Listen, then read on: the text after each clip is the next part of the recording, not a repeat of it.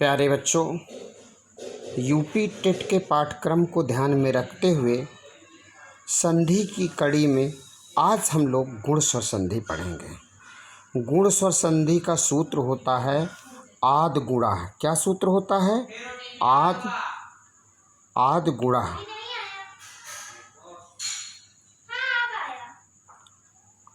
यानी गुण स्वर संधि का सूत्र क्या है? सूत्र हमारा है आद गुणा।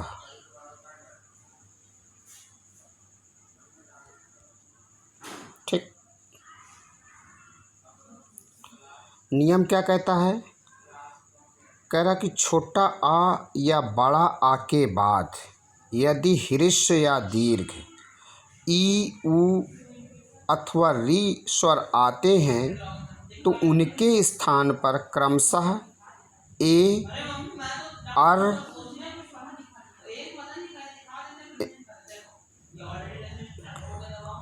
नहीं, ई अगर आता है तो यानी छोटा आ बड़ा के बाद अगर ई आता है तो आ और ई मिल के बनेगा ए में, और यदि ऊ आता है तो आ और ऊ मिल के बनेगा ओ, और यदि री आता है तो आ और री मिलकर बनेगा आर।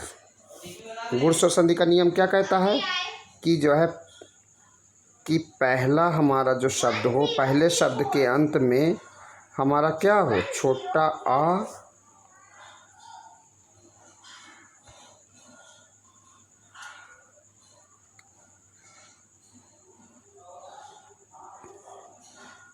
पहले शब्द के अंत में क्या हो? छोटा आ या बड़ा।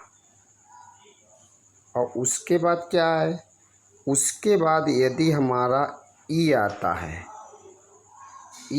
है तो इन दोनों यानी इस ई और इधर का आ, इधर भी छोटी या बड़ी, दोनों में से कोई भी, ठीक है, इनको सबको मिला के बनेगा हमारा ए। क्या बनेगा? ए बनेगा।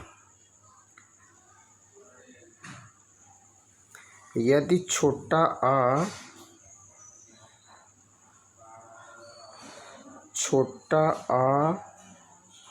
या बड़ा आ के बाद यदि ऊ आए, चाहे छोटा ऊ हो चाहे बड़ा ऊ हो, ठीक, तो क्या होगा? इन दोनों यानी इनके स्थान पर हो जाएगा ओ। क्या हो जाएगा? ओ। इसी प्रकार से यदि छोटा आ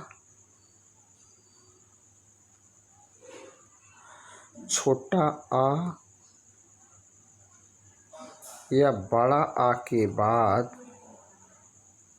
यानी इधर छोटा आ शब्द के अंत में छोटा आ या बड़ा हो, और फिर जो दूसरा वाला जो हमारा शब्द होगा उसका पहला अक्षर यदि री आता है, चाहे आपका छोटी री हो या आपकी बड़ी री हो, तो इन सब को मिलाने से हमारा बनेगा, क्या बनेगा? आर बनेगा। क्या बनेगा? आर बनेगा।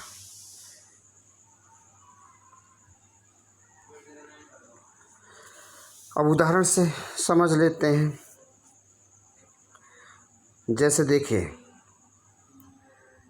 देवधन इंद्र, देवधन इंद्र है, देवधन इंद्र, ठीक है, तो बराबर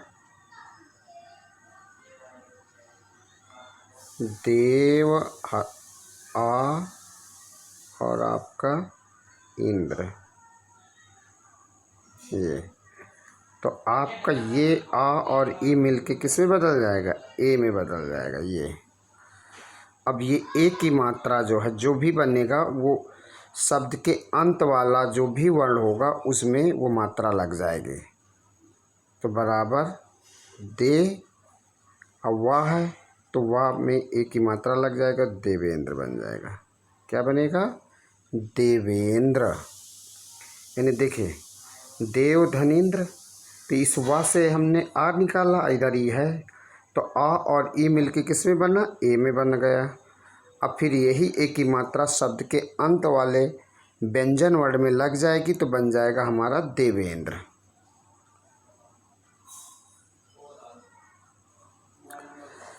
तो ये तो आपका ई का हो गया। जैसे उदाहरण के तौर पर देखिए नर धन इंद्र, ये यहाँ ये नर धन इंद्र, यानी यहाँ का आ और इधर का ए ई, तो आ ई मिल के ए में बदला। ए की मात्रा शब्द के अंतिम वाले व्यंजन वर्ण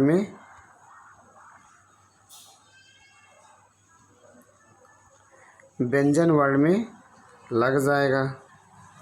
तो व्यंजन वर्ण हमारा क्या है? रा, तो बराबर बन जाएगा नरेंद्र। इसी तरह देखिए राज है, राज धनेंद्र, तो आप देख रहे हैं जा में आ निकल रहा है, इधर ई है, तो ये ई की मात्रा आ और ई मिलके बनेगा ए, और ए की मात्रा शब्द के अंत पहले वाले शब्द के अंतिम व्यंजन वर्ण में लग जाएगा, तो जा में ए की मात्रा लग जाएगा तो बन जाएगा राजेंद्र।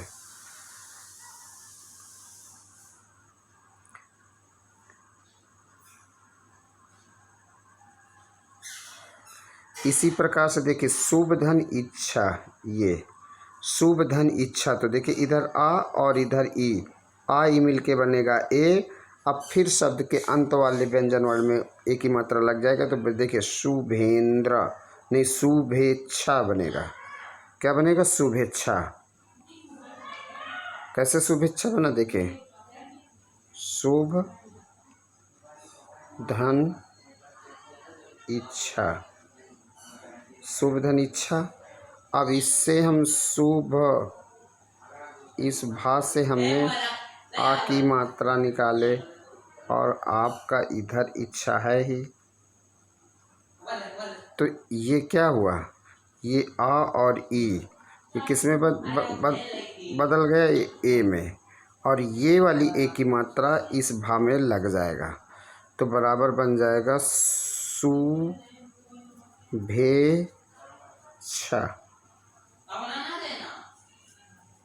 शुभेच्छा।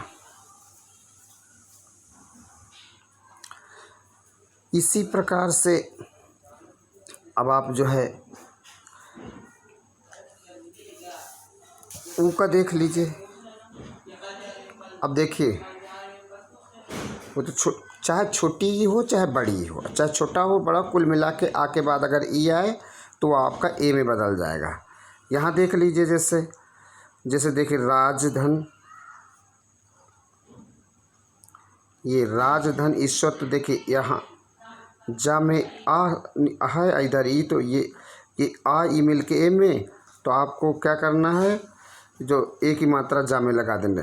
या शॉर्टकट में इतना जान लीजिए कि शब्द पहले वाले शब्द के अंत में आ की मात्रा हो और उसके बाद चाहे छोटी ई हो या बड़ी ई हो, चाहे छोटी ई हो चाहे बड़ी ई हो, कुल मिला के इधर की को ख़त्म करके पहले वाले व्यंजन वर्ण में हम पहले वाले शब्द के अंतिम व्यंजन वर्ण में हम ए की मात्रा लगा देंगे। देखिए चाहे आप यहाँ देख लीजिए, ये राजधनीश्वर बराबर राजेश्वर हो जाएगा। इसी प्रकार से ये देखिए सूर्यधन ईश बराबर सुरेश, परम धन ईश्वर तो परमेश्वर हो जाएगा। महाधनीन्द्र देखिए यहाँ बड़ा आ की मात्रा इधर ही तो महेंद्र हो जाएगा। यथा देख लीजिए ये यथा धनीश तो यथेष्ट हो जाएगा। इसी तरह राजेंद्र हो जाएगा। बाला धन इंदु है तो ए की मात्रा बालेंदु हो जाएगा। इसी तरह मिथिला धन ईश है तो देखिए ये हो जाएगा मिथिलेश हो जाएगा। राकाईश राकेश हो जाएगा। कमला धन ईश कमलेश हो जाएगा। इसी तरह महाधनीश्वर बराबर महेश्वर हो जाएगा। ठीक है। अब आइए जो है इसमें ऊ वाले में देख लीजिए, कह रहा ऊ में तो आपको पता है कि आ के बाद अगर ऊ आता चाहे छोटा हो या बड़ा, उसके बाद चाहे छोटा हो या बड़ा ऊ, अगर ऊ आता है तो आ ऊ मिलके ओ में बदल जाए। कुल मिला के शब्द के अंतिम पहले शब्द के अंतिम वर्ण में ओ की मात्रा लग जाएगी। कब? जब दूसरे वाले शब्द का पहला अक्षर छोटा ऊ हो या बड़ा ऊ हो। देखिए इसमें जैसे जैसे पर धन उपकार है, क्या है, पर धन उपकार, पर धन उपकार, ये पर धन उपकार है। तो देखिए रा से हमने क्या निकाला, आ की मात्रा निकाला, इधर आपका ऊ है, उपकार है, और हमसे कोई मतलब है नहीं, हमको तो निकट वर्णों में संधि करना है, यानी हमारी संधि कहाँ होगी, आ और ऊ के बीच में। तो आ और ऊ मिलके किस में बदल जाएंगे, ओ में। ये तो ये वाली ओ की मात्रा, ये ओ की मात्रा कहाँ लग जाएगी, इस वाले में लग जाएगा, तो बराबर बन जाएगा परोपकार, परोपकार। ठीक।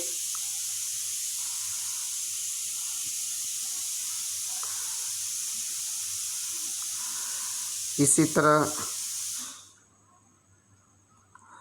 देखिए हित धन उपदेश है, तो ऊ है, तो इसका मतलब पहले वाले व्यंजन में ओ की मात्रा लगा देंगे ये। तो देखिए हितोपदेश हो जाएगा। देखिए सूर्य धन उदय है, तो या में ओ की मात्रा लगाएंगे तो बन जाएगा सूर्योदय। इसी तरह वीर धन उचित है, तो देखिए रा में ओ की मात्रा लग जाएगा तो वीरोचित हो जाएगा। इसी तरह देखिए जलधर उर्मी है, तो देखिए ला में हम ओ की मात्रा लगा देंगे तो बन जाएगा जलोर्मी। सूर्य धन उष्मा है तो सूर्योष्मा हो जाएगा। भाव उर्मी है तो भाव उर्मी हो जाएगा। इसी तरह नव ऊढ़ा है, तो देखिए न ओ की मात्रा लगे तो नव ऊढ़ा हो जाएगा। महाधन उत्सव तो महोत्सव हो जाएगा। महाधन उदय है तो महोदय हो जाएगा। यथाधन उचित, देखिए था में ओ की मात्रा लगाएंगे तो यथोचित हो जाएगा। गंगा में ओ की मात्रा लगाएंगे तो गंगोत्सव हो जाएगा। इसी महाधन उर्मी बराबर महो उर्मी हो जाएगा, महोष्मा हो जाएगा। गंगा उर्मी गंगोर में हो जाएगा, दायोर में हो जाएगा। अब कह रहा कि यदि छोटा आ या बड़ा आ के बाद, छोटा आ या बड़ा आ के बाद यदि छोटी री या बड़ी री आए तो ये हमारा किस में बदल जाएगा, आर में बदल जाएगा। जैसे हमारे पास उदाहरण है सप्तधन ऋषि। क्या उदाहरण है, सप्तधन ऋषि, सप्तधन ऋषि। ये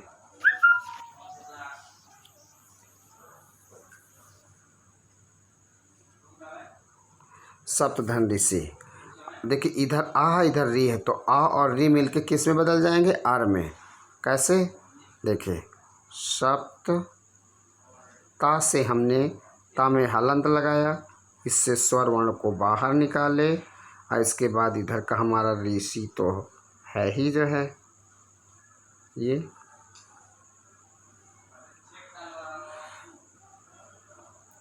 अब देखिए ये आ और ये री किस में बदल जाएगा, आर में बदल जाएगा। किस में बदल जाएगा, आर में। तो ये आ, ये वाला आ जो है इस व्यंजन वर्ण में लग जाएगा, इस व्यंजन वर्ण में लग जाएगा, और ये रा जो है इस वाले में उड़ंतर आ, यानी जो है सी के ऊपर लग जाएगा। ये बन जाएगा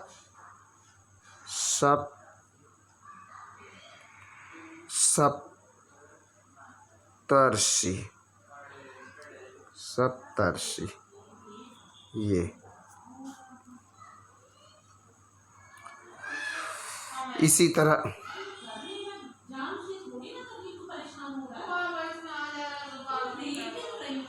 राज, जैसे राजधन ऋषि है, देखिए तो इसमें क्या होगा, इस री को गायब करके इस वाले सी में उड़ंतरा लगा देंगे।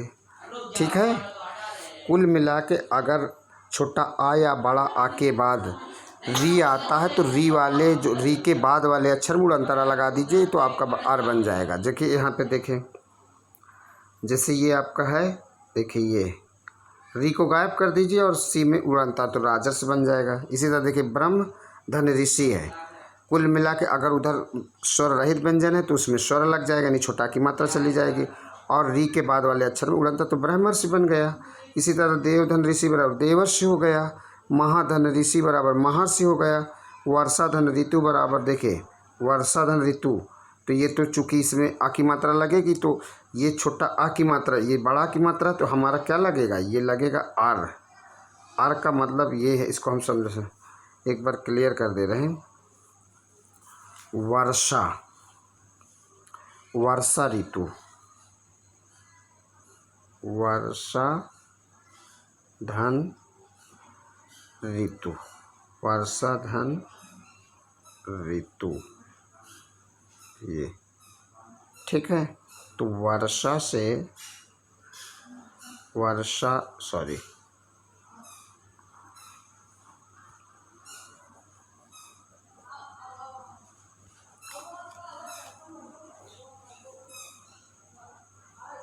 वर्षा धन